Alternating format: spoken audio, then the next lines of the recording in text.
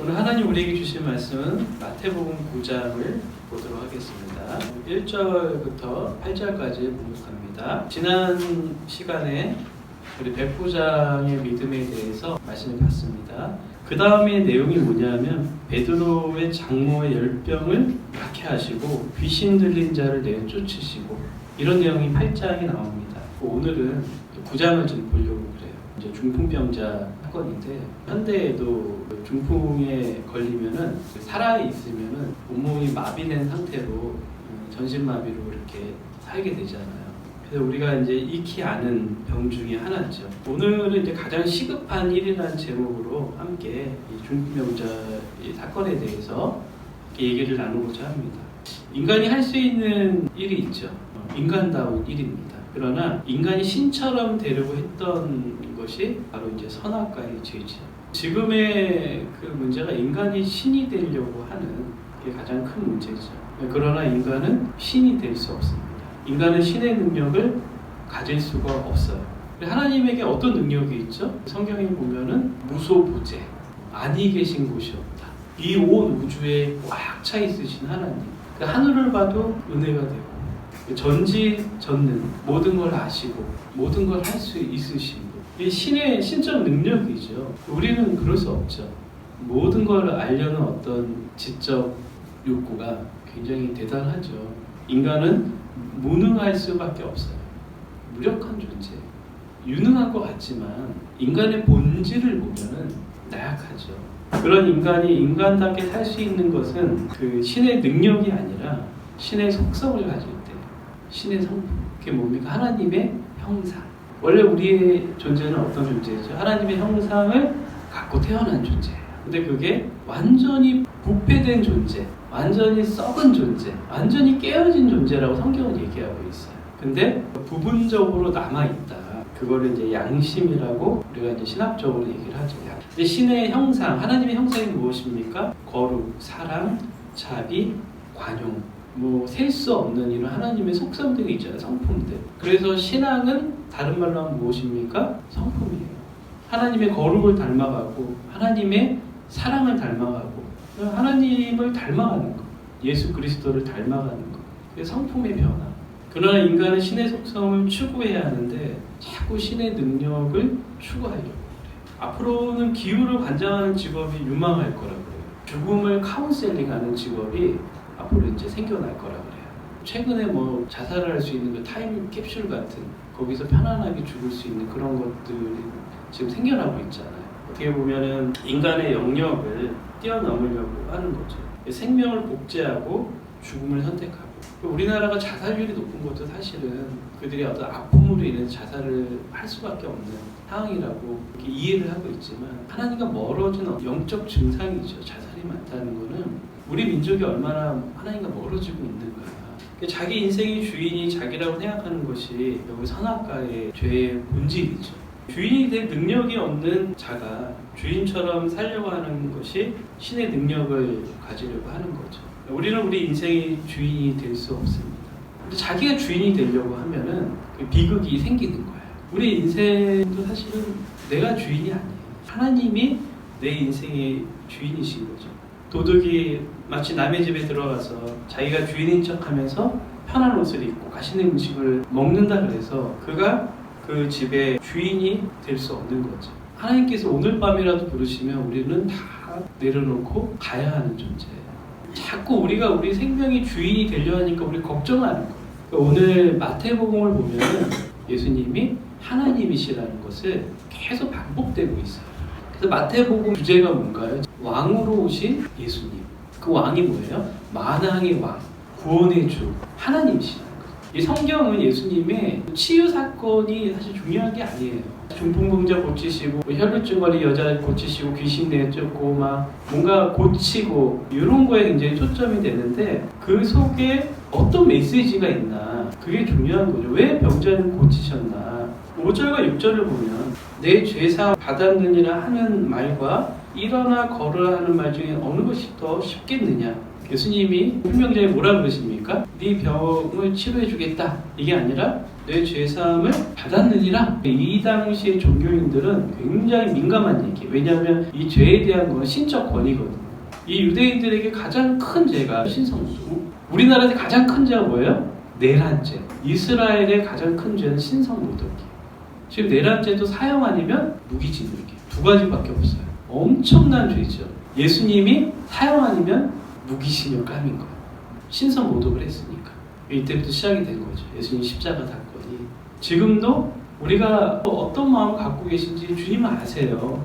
아무리 교회에서 우리 종교인들이 거룩한 척 예배드리고 있어도 주님은 그 마음을 보세요.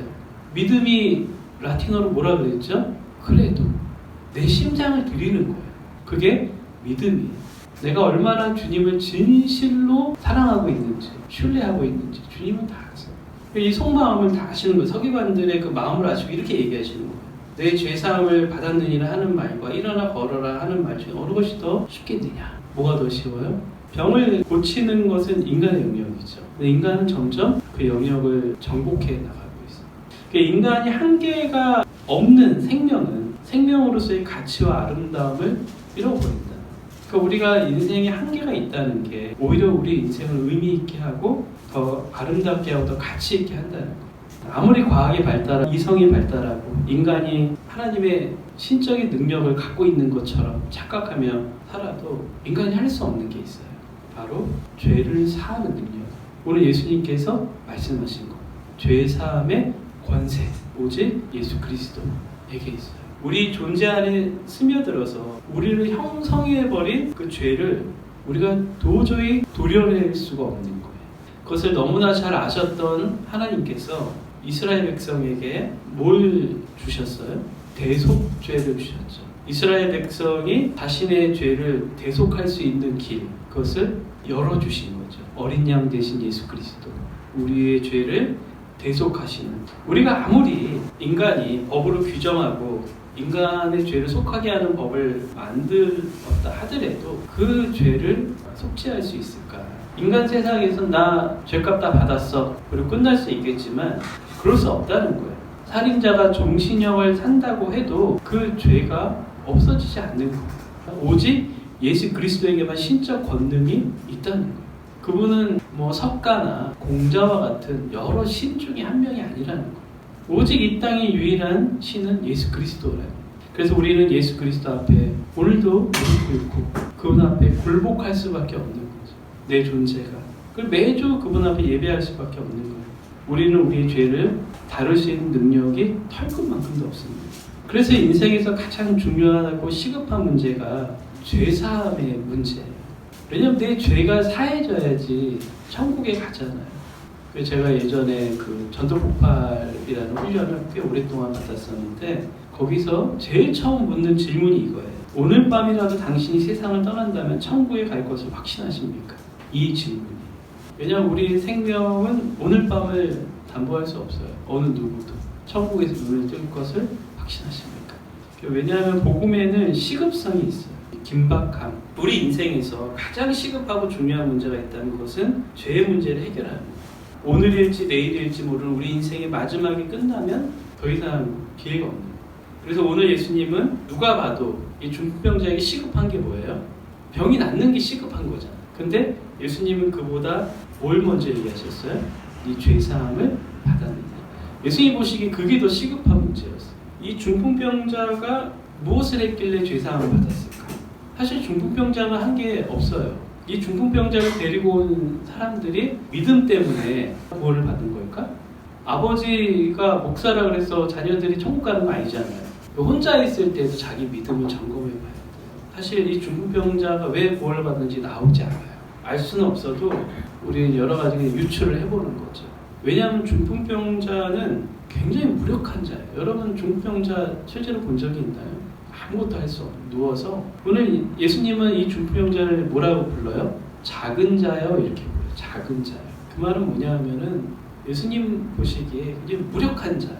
무력한 자. 자기 스스로 예수님께 나올 수 없는 자였어요. 저는 왜 구원을 받았는지 잘 모르겠지만은 물론 구원은 하나님 선물이에요. 우리가 알 수 없어, 이해할 수 없어. 믿음으로 받는다 그러지만 그 믿음조차도 하나님의 선물이에요. 교회 평생 다니지만 믿음 없는 사람도 있어요. 하나님의 은혜예요. 믿음이라는 거는 내가 알 수 없는 하나님의 사랑인 거야. 넘치는 사랑. 근데 이 중풍병자가 완전히 무력한 자, 작은 자. 저는 이걸 보면서 우리가 주님 앞에 우리는 완전히 무력한 자가 되어야 되는 거야.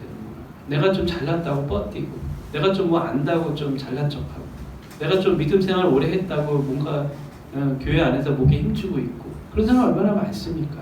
목회자들도 마찬가지고요. 우리가 매주 나오는 예배가 주님 앞에 그런 마음으로 나와야 돼요. 주여, 저는 아무것도 아닙니다. 완전히 무력한 자. 내 생명의 주관자가 오직 주님이십니다. 그런 겸손한 마음으로 우리가 주님 앞에 나와야 돼요. 우리가 다 할 수는 없지만 그 서기관들의 예화처럼 주님은 우리 속마음을 아세요. 우리가 유추할 수 있는 건 중풍병자의 말하지 않는 그 마음을 주님께서 아시고 계시다는 거예요. 중풍병자는 말할 수도 없었고 아무것도 할 수도 없었어요.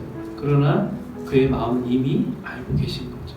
오늘 중풍병자에게 임한 그 주님의 은혜가 우리에게도 임하기를 바랍니다.